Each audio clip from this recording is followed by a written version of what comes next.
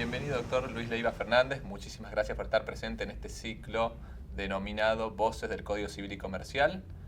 Para mí es un gusto. Te agradecemos mucho la presencia. Bueno, vamos a hablar sobre algunas cuestiones relacionadas con la regulación de los contratos en general. Y en primer lugar, queríamos proponerte como pregunta, ¿qué particularidades tiene la regulación del deber de buena fe en materia contractual dentro del nuevo código?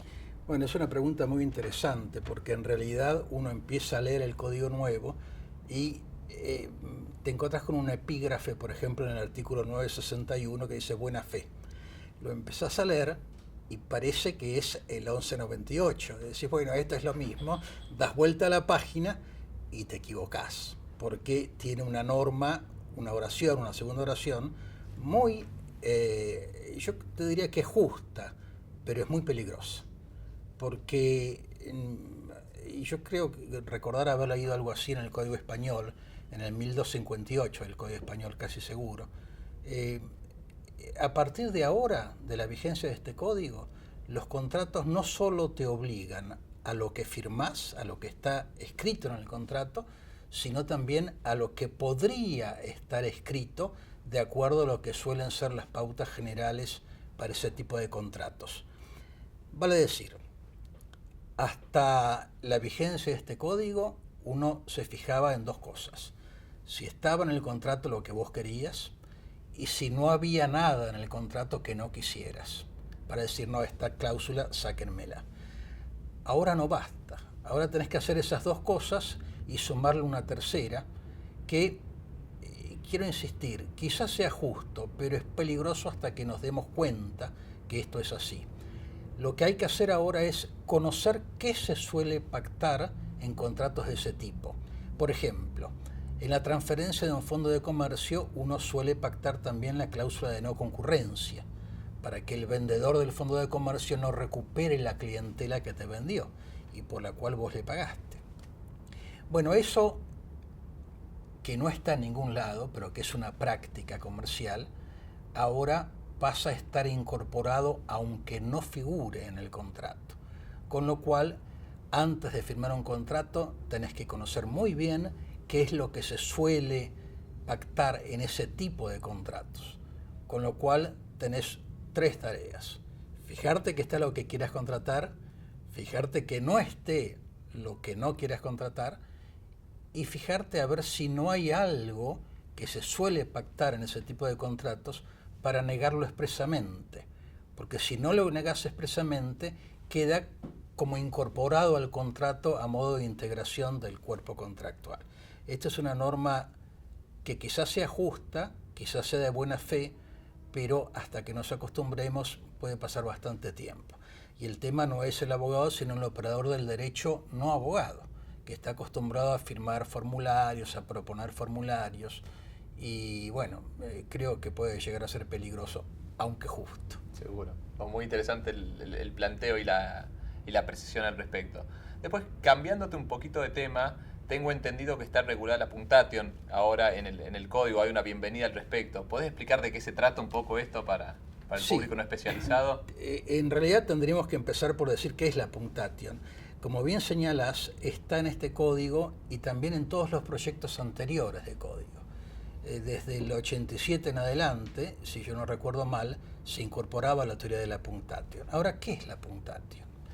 Es una teoría, y esto es muy curioso, es una teoría que está referida en el Código Civil alemán con vigencia en el 1900, pero para negarla. O sea, está expresada, pero el código expresamente la prohíbe, el Código Civil alemán. Con lo cual vos decís, bueno, ¿y cómo llegó hasta nuestros días y aquí a la Argentina? Llegó porque la doctrina posterior del BGB, del Código Civil alemán, parece que la revitalizó tanto que llegó al Código portugués, en fin, y hasta nuestro país también. ¿En qué consiste? ¿Te acordás de ese artículo de Vélez en 1148 que decía que para que haya oferta debe reunirse todos los elementos constitutivos de los contratos? Bueno, esta es la negación de esa regla. Ahora no es necesario que existan todos o que concurran todos los elementos constitutivos de los contratos, sino solo los principales, los que el Código Nuevo llama elementos esenciales particulares. Esta es una frase a la que nos vamos a tener que acostumbrar, los elementos esenciales particulares. O sea, lo que hace que la compraventa sea una compraventa. A ver, en el código de Vélez, si vos tenías que hacer una compraventa, por ejemplo, a distancia de códigos en Santiago del Estero, te ponías de acuerdo, tenías que ponerte de acuerdo sobre un montón de elementos. Objeto, precio, cantidad, transporte, seguro para el transporte, fecha de pago, fecha de entrega, lugar de entrega. Es un cúmulo de cosas. Y vos negociabas con tranquilidad porque sabías que hasta tanto no estuvieran todos los elementos, digas lo que digas, no iba a haber contrato. Ahora es distinto. Es distinto, es más práctico, pero nuevamente más peligroso. ¿Por qué? Porque basta con que ahora haya acuerdo sobre algunos de esos elementos, los esenciales, que son a veces muy pequeños, ¿no? Por ejemplo, en la compraventa de códigos a Santiago del Estero o de Santiago del Estero, ¿cuáles son los elementos esenciales particulares? Y bueno, nada más que el precio por unidad y la cantidad de unidades que compras. Todo lo demás puede ser sustituido por los jueces. El lugar de entrega puede ser, establece el código en la compraventa. El plazo lo puede suplir el juez, tanto de entrega de los códigos como de pago del precio. De modo que te encontrás con que en toda la negociación previa a un contrato es posible que sin querer, y este es el problema de las grandes empresas, ¿no? Que sin querer estés celebrando un contrato sin darte cuenta, porque hayas intercambiado información con la contraparte, con el comprador o el vendedor, y por esa vía se haya reunido el acuerdo sobre los elementos esenciales que, insisto, son muy pocos. En un particular esto no tiene mucha importancia, pero imagínate una gran empresa. Una empresa que tiene una gerencia de marketing, una gerencia de producción, una gerencia de finanzas, etc. Que sale un mail de una de esas gerencias diciendo vendo códigos a 5 pesos. Y de otra gerencia sale otro mail al mismo interlocutor diciendo podemos vender a 5 pesos 100 códigos. Bastaría con que en Santiago del Estero el interlocutor te diga acepto, y ya la empresa, sin saberlo, porque vos sabés lo que es una gran empresa, quedó comprometida. Este es un tema importante porque si bien el código dice cuidado, las minutas, los borradores no son ofertas de contrato, el tema está en que en ningún lugar se dice con exactitud que es una minuta, que es un borrador, o yo le sumaría también el non-paper que se usa en derecho internacional. Con lo cual, cualquier comunicación previa a un contrato tendría que tener un enorme cartel fosforescente que diga esto no es una propuesta de contrato, esto no me obliga, y eso también tiene un problema. El problema es que en una gran empresa el mail circula por muchas computadoras y alguna incluso por error puede sin querer sacarte esa advertencia y quedar en definitiva comprometido con el adquirente. Es práctico para los particulares. Para las grandes empresas que tienen muchas bocas de comunicación puede ser algo comprometido.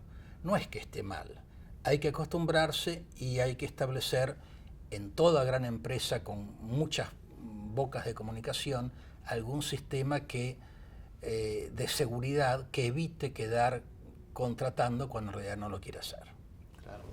Y por último, hay una cuestión relacionada con el deber de confidencialidad y en cuáles son las etapas del contrato, antes, durante o después, en el cual tiene vigencia este deber de confidencialidad de las partes. ¿Qué tenés para decir al respecto? Mira, te agradezco la pregunta porque es algo que me llamó la atención, ¿no? El Código Nuevo, en la ley de sanción, tiene una serie de normas que se derogan. La que no se deroga es la 24766, la ley de confidencialidad. Y el código también tiene una norma en la parte general de contratos, un artículo sobre el deber de confidencialidad. Ahora, esto tiene 2 o 3 aspectos interesantes. El primero de ellos es que la pregunta es ¿confidencialidad de qué? Porque en el mismo código, en la misma parte, tendría que haber un deber de información y no lo tiene. O sea, ¿qué es lo que tenés que mantener en reserva? La información que te dieron. Y bueno, ese deber de información no está en el código. Eso me sorprende un poco porque era un valor ya establecido en la doctrina. De cualquier manera, la confidencialidad en la etapa previa al contrato, previa a la celebración del contrato durante la negociación, es muy razonable que esté, pero ya está en la ley 24766 y está desde la etapa precontractual hasta la postcontractual. Yo recuerdo ahora un fallo de unos señores que habían trabajado por una empresa de reparación de compresores de aire acondicionado. Terminaron su relación laboral, sea porque renunciaron, los despidieron o se jubilaron, y el tema era qué iban a hacer. Entonces dijeron, y yo la verdad que desde los 18 años solo sé reparar compresores de aire acondicionado. ¿Qué hacemos? Y bueno, pongámonos por nuestra cuenta y reparemos compresores de aire acondicionado. ¿Qué pasó? Pasó que la empresa que los había contratado durante tiempo los demandó. Y los demandó diciendo, ustedes están utilizando en beneficio propio y en oposición a mí la información que obtuvieron de mí. Los demandó. En ese caso concreto, la demanda se rechazó porque ellos pudieron demostrar que ya en el manual del fabricante estaban las pautas para reparar el equipo de aire acondicionado. ¿Pero a qué voy? Voy a lo siguiente. En realidad, la ley 24766 tiene distintos requisitos que los que tiene el código y abarca un periodo temporal mucho más amplio, porque va desde la etapa previa al contrato, durante el contrato y después del contrato, como en el ejemplo que te acabo de señalar. El código solo la trata en el periodo previo a la celebración del contrato y con recaudos mucho más laxos, más amplios, que los que tiene la 24766, que, insisto, sigue vigente. Por ejemplo, la ley 24766 exige que el dueño de la información haya tomado alguna medida para resguardarla. Eso no lo dice el código. Quiere decir que ahí se va a presentar el problema de ver cuando haya una filtración de información reservada o protegida en la etapa precontractual, lo cual es muy necesario, porque ¿qué es lo que haces en la etapa negocial previa al contrato? Intercambias información. Tiene repuestos, tiene garantía, dónde se fabricó, cuánto dura, de qué está hecho, todo eso es información. En ese caso nos vamos a encontrar con que va a haber distintas respuestas según se aplique el Código Civil o según se aplique la ley de confidencialidad. A la par que te deja desprotegido por falta de previsión en el Código Civil y Comercial, el supuesto de responsabilidad durante el contrato por filtración de información o por violación de la confidencialidad con posterioridad al contrato, que subsisten en la ley.